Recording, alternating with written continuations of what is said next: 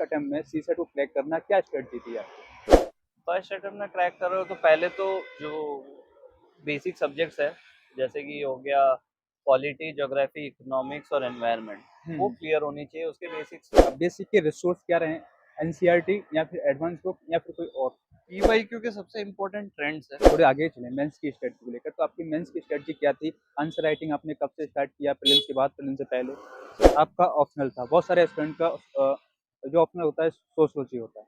तो ऑप्शनल के लिए क्या आपकी स्ट्रेटजी थी? क्या आपके रिसोर्सेज थे उसके लिए? एक कॉमन क्वेश्चन सबका ये रहता है कि अगर हम आंसर लिखते हैं तो आंसर किस तरीके का लिखना चाहिए? एक बॉडी स्ट्रक्चर क्या होना चाहिए?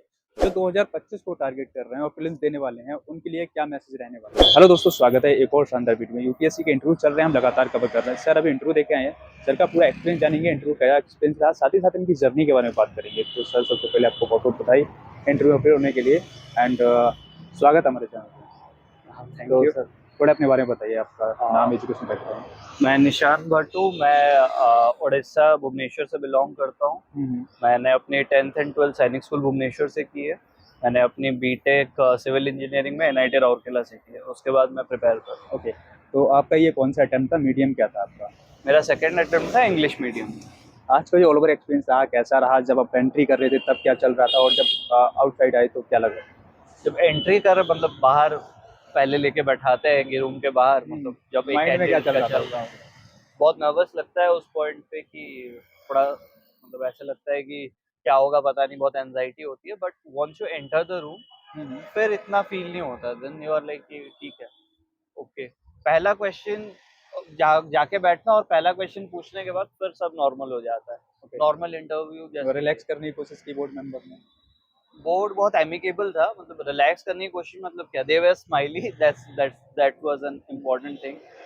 तो बस वही है। तो आपको कोई सिचुएशन बेस्ड क्वेश्चन दिया हो, सिचुएशन बेस्ड क्वेश्चन दिया हो? मेरे को एक दिया था कि अगर एज ऑफ उड़ीसा में नक्सलिज्म का एक प्रॉब्लम तो रहता ही है। तो अगर आप डिस्ट्रिक्ट मजिस्ट्रेट हो एक नक्सल अफेक्टेड रीजन में, तो आप क्या करोगे। ओके, तो उसी के बारे में था कि एजुकेशन, एम्प्लॉयमेंट हुई। ओके। डेप्थ पे ज़्यादा था या फिर करंट बेस्ड कुछ ज़्यादा चल रहा था अब आपका? मेरे केस में करंट बेस्ड क्वेश्चन ज़्यादा था, तो डाफ से मेरा उन्होंने उड़ीसा पिक किया और उड़ीसा पे करंट बेस्ड क्वेश्चन। किस टाइप के थे, अगर कुछ एक आध क्वेश्चन रिवील करना चाहो? जैसे कि कोस्टल इरोजन पे क्वेश्चन थे कि कोस्टल इरोजन क्यों हो रहा है, उड़ीसा गवर्नमेंट क्या स्टेप्स ले रही है उसको बंद करने के लिए। उसके बाद वुमेन इशू पे था, जो करंटली वुमेन इशू चल रहा है, उसको कैसे हैंडल कर सकते हैं। ग्लास सीलिंग क्या होती है, उसको कैसे ब्रेक कर सकते हैं। हुँ, अगर तुम सीनियर पोस्ट पे हो तो ग्लास सीलिंग कैसे ब्रेक करोगे, this kind of question. Okay. तो ये आपकी यूपीएससी जर्नी से कब से स्टार्ट हुई और क्या कहाँ से मोटिवेशन आया कि यूपीएससी जर्नी अब स्टार्ट करनी चाहिए? ऑनेस्टली 2022 में मैं जब आया था, मतलब मेरी ग्रेजुएशन कंप्लीट हुई, उसके बाद मैं यूपीएससी स्टार्ट किया। ऑनेस्टली मैंने शुरू इसलिए किया था क्योंकि सिविल इंजीनियरिंग फील्ड में ज़्यादा अपॉर्चुनिटीज इन जनरल होते नहीं हैं। ओके, बट थ्रू आउट जैसे ही मतलब आगे बढ़ता गया, पर्पस मिलता गया कि इम्प्लीमेंटेशन प्रॉब्लम है, बहुत चीज़ें सीखने को मिली। तो उससे एक पर्पस डेवलप हुआ कि ऐसे ये इंडिया में कमी होती है, जेंडर इश्यूज है, तो वैसा करके फिर कंटिन्यू करने का जो हौसला था वो नॉलेज ने दिया, ओके, यूपीएससी में जो एक्वायर हुआ। ओके। पहली बात सर कि अब यूपीएससी का जो प्रीलिम्स है काफ़ी ज़्यादा क्रिटिकल हो रहा है, वो भी सीसेट। आपने लास्ट ईयर सीसेट को क्वालीफाई किया, मेंस तक आए, प्रीलिम्स को आपने क्वालीफाई किया, तो फर्स्ट अटेम्प्ट में सीसेट को क्रैक करना क्या स्ट्रेटजी थी आपकी? अब लोग, I am the wrong person अब सी सेट मेरे के बारे में पूछ रहे हो, बिकॉज मेरी सी सेट हमेशा से अच्छी रही है। हुँ, हुँ। क्योंकि बहुत मेरी, सारे लोगों का, लगभग काफ़ी सारे लोगों ने नहीं लिखा हाँ, सीसेट। ये मैंने बहुत ज़्यादा देखा। क्रिटिकल होता जा रहा है। बहुत लोग का मतलब एज ऑफ मेरी 10th एंड 12th की बैकग्राउंड अच्छी है, एंड मैंने उस टाइम पे मेहनत करी थी तो वो काम में आया। मेरे को परम्यूटेशन कॉम्बिनेशन अभी भी याद है, हुँ, तो हुँ। वो काम में आया। मेरी प्रीवियस नॉलेज से ज़्यादा हुई है, प्रैक्टिस मैंने बहुत ज़्यादा नहीं करी थी। कोई उसके लिए कोई प्लान, कोई स्ट्रेटजी नहीं की है? मैं सुबह उठ सी के ना जब भी पढ़ाई करता था, 1 घंटा मैं सी सेट कर लेता था, मतलब लास्ट के 2 महीने में हर रोज उठ के 10-15 क्वेश्चन 20 क्वेश्चन कर लिए बस सी सेट के, उससे ज़्यादा मैंने नहीं किया ऑनेस्टली। ओके। तो अब प्रीलिम्स की आपकी क्या स्ट्रेटजी थी? क्या प्रीलिम्स की एक बेस्ट स्ट्रेटजी होनी चाहिए जो फर्स्ट अटेम्प्ट में क्रैक कर? फर्स्ट अटेम्प्ट में क्रैक कर रहे हो तो पहले तो जो बेसिक सब्जेक्ट्स है, जैसे कि हो गया पॉलिटी, ज्योग्राफी, इकोनॉमिक्स और एनवायरनमेंट वो क्लियर होनी चाहिए, उसके बेसिक्स क्लियर होने चाहिए। पॉलिटी के क्वेश्चन गलत नहीं होने चाहिए, ज्योग्राफी मिनिमल गलत होने चाहिए, इकोनॉमिक्स जो स्टैटिक्स से आ रहा है वो नहीं गलत। तो आपकी बेसिस ना वो बहुत स्ट्रांग होनी चाहिए। ओके। बेसिक के रिसोर्स क्या रहे? एनसीईआरटी या फिर एडवांस बुक या फिर कोई और? मैंने जो पॉलिटी करी मैंने लक्ष्मीकांत से ही करी, उसके अलावा मैंने कोई कुछ फॉलो नहीं किया, अनले मतलब करंट अफेयर के लिए मैगजीन्स एंड इंटरनेट यूज़ किया, बट उसके अलावा कुछ नहीं।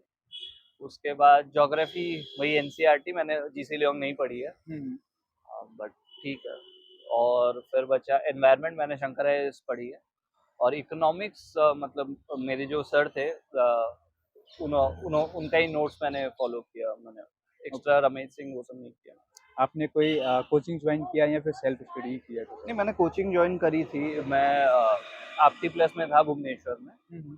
वो खत्म होने के बाद फिर सेल्फ स्टडी, बट उसके बाद आप दिल्ली आए या फिर तैयारी होम टाउन से? नहीं नहीं, होम टाउन से। पूरा टोटल होम टाउन से? हाँ, और प्रीलिम्स में आपने कितना मॉक टेस्ट दिया और कितना नहीं दिया? मैंने दिए, काफ़ी दिए, मतलब 25 के अराउंड मैंने मॉक टेस्ट दिए। कुछ में अच्छे आते थे, कुछ में नहीं आते थे, बट मैंने रिलीजियसली दिया सारा, और वहाँ से जो डेटा था वो पिक करके मैंने नोट्स में ऐड करने को। आपने पीवाईक्यू देखे क्या? हाँ, पीवाईक्यू देखे तो कितनी ईयर तक के आपने सॉल्व किया? 2015 से मैंने पीवाईक्यू देखना शुरू किया। 2015 से लास्ट ईयर तक, मतलब लास्ट 10 इयर्स। उससे पहले मेरे को ज़्यादा वैलिड नहीं लगे, क्योंकि फॉर्मेट अलग था एग्जाम का, तो ओके। बहुत सारे एस्पिरेंट कंफ्यूज रहते हैं क्योंकि बहुत सारे लोग बताते हैं पीवाईक्यू देखो, पीवाईक्यू देखो। तो वहाँ पर एक एक कॉमन क्वेश्चन सबका रहता है कि पीवाईक्यू देखें तो क्या कीवर्ड से, क्या उनके कीवर्ड से नोट्स बनाएं, क्या कैसे उनको हम पता करें, ये यहाँ से हमें फिट करना है। पीवाईक्यू के सबसे इम्पोर्टेंट ट्रेंड्स है। वो अगर आप समझ नहीं पाते, कैसे समझाएं? तो पीवाईक्यू में पहला तो चीज़ देखना है कि क्वेश्चन पूछे कैसे जाते हैं, कि ओके। मतलब अगर कोई इन्फॉर्मेशन आपके आगे आया है कि टाइगर, मतलब एग्जांपल कि आपको अभी कुनो नेशनल पार्क में चीता का इंडक्शन हुआ है, तो आपको देखना है कि कुनो नेशनल पार्क का क्या हैबिटेट है, उस उसके अराउंड आपको बेस करना है। ओके। तो ऐसे ही जैसे कि यूपीएससी में भी प्रीवियस ईयर क्वेश्चंस में ना कुछ ऑप्शंस होते हैं ना, ऑप्शंस पे कभी कभी नेक्स्ट ईयर क्वेश्चंस बनते हैं, तो ऑप्शन क्वेश्चन तो देखना ही देखना है, ट्रेंड देखना है क्वेश्चन। उसका उसके अलावा जो ऑप्शंस होते हैं उन पे भी रिसर्च करना है, क्योंकि अगले साल कभी कभी वही option as a question form में आ जाता है। ओके सर, अपने आप थोड़े आगे चलें मेंस की स्ट्रेटजी को लेकर। तो आपकी मेंस की स्ट्रेटजी क्या थी? आंसर राइटिंग आपने कब से स्टार्ट किया? प्रीलिम्स के बाद, प्रीलिम्स से पहले? मैंने मेरा ऐसा तो मेरा इंटीग्रेटेड था कि मैं कभी भी प्रीलिम्स और मेंस को, अनलेस अनटिल प्रीलिम्स के 1-2 महीने तक पहले की बात थी, तब तक मैंने डिफरेंट नहीं देखा। ओके। बोला कि सेम ही है, दोनों को कंबाइंडली लो। रोज अगर क्वेश्चन लिखते हो तो वेल एंड गुड। पहले तो ये देखना है कि कमी है कहाँ। पहले 4 आंसर में आपको देखना है कि आपकी स्ट्रक्चर में कमी है, आप डेटा नहीं कोड कर पा रहे हो, आप लिख नहीं पा रहे हो, आपकी ग्रामर गलत है। पहले अपने आप को समझो।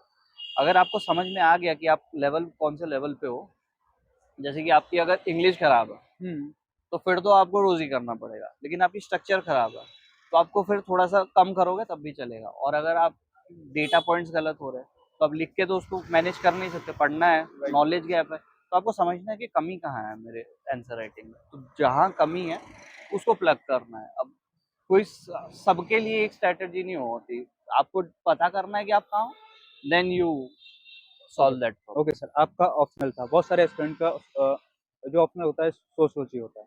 तो ऑप्शनल के लिए क्या आपकी स्ट्रेटजी थी? क्या आपके रिसोर्सेज थे उसके लिए? मैंने नितिन सांगवान रिलीजियसली पढ़ी है, कवर टू कवर रीडिंग करी है उसकी। उसके अलावा नेहा भोसले मैम का नोट्स और तुषारांशु सर का नोट्स, यही 3 चीज़ मैंने रिलीजियसली फॉलो करी। उसके बाद अगर डेटा कहीं से आपको कमी लग रहा है तो आप उठा सकते हो इंटरनेट से, बट ये 3 चीज़ को अगर आपने रिलीजियसली अपने नॉर्मल लाइफ में भी उतार दिया, जैसे कि आप देख रहे हो कि एलियनेशन, कार्ल मार्क्स की थ्योरी एलियनेशन की, कैसे होता है एलियनेशन, तो उसको आप जनरली लाके सोचना शुरू कर दो, तो वो आपका फिर आपके वे ऑफ लाइफ में आ गया ना, तो आपको एग्जाम में भी आएगा, एग्जाम्पल्स लिख पाओगे, ये सब कर पाओगे। तो बेटर है कि अगर सोशियोलॉजी एज एन ऑप्शनल है तो सारी चीजें जो देखते हो, जो पढ़ते हो, उसको कोरिलेट करके पढ़ो, बेटर आंसर लिख पाओगे। ओके सर, एक कॉमन क्वेश्चन सबका ये रहता है कि अगर हम आंसर लिखते हैं तो आंसर किस तरीके का लिखना चाहिए? एक बॉडी स्ट्रक्चर क्या होना चाहिए? तो वो तो ऑलमोस्ट सबका ही यही होता है कि इंट्रोडक्शन लिखो, बॉडी लिखो, कंक्लूड करो। और अच्छे से हम उसको डिज़ाइन करना हो एक मार्क के लिए, मार्क्स हमको अच्छा गेन हो। फ्लो चार्ट्स यूज़ कर सकते हो, कीवर्ड्स यूज़ कर सकते हो, अंडरलाइनिंग एक टेक्निक होती है उसको यूज़ कर सकते हो, बट बाय एंड लार्ज आपको ये देखना है कि आपका कंक्लूजन और इंट्रोडक्शन इम्पैक्टफुल हो। बॉडी तो फिर आप नॉलेज ही दे रहे हो, लेकिन आपका अलग जो आपका जो आंसर बना है वो इंट्रोडक्शन और कंक्लूजन है। ओके, तो ट्राई कि उसमें एक थॉट दे सको तो बेटर आंसर जाता है वैसे। आधा मार्क्स भी ज़्यादा मिले, आधा मार्क्स का ही तो टोटल गेम है। ओके। जब एग्ज़ाम हॉल के अंदर लोग प्रेशर की वजह से या कुछ में टाइम मैनेजमेंट अच्छे से नहीं कर पाते, तो उनके लिए क्या करना चाहिए टाइम मैनेजमेंट क्योंकि एक आंसर को लिखने का इतना एक लिमिटेड टाइम मिलता है, तो उसमें कैसे वो करता है? टाइम मैनेजमेंट में आपको देखना पड़ेगा, मतलब अब प्रैक्टिस के बिना टाइम मैनेज तो होगा नहीं। हुँ, हुँ। तो आपका जैसे प्रीलिम्स खत्म होता है तो आपका नॉलेज बेस अच्छा है, आपको फोकस सिर्फ टाइम मैनेजमेंट पे करना है। तो उस टाइम पे जो आपका जो दो आजकल तो टाइम कम कर दिया है, हुँ, हुँ, लेकिन हुँ। जितना भी टाइम मिलता है उसको पूरे तरीके से थ्रो करो कि मेरे को अभी लिखना ही है टेस्ट सीरीज।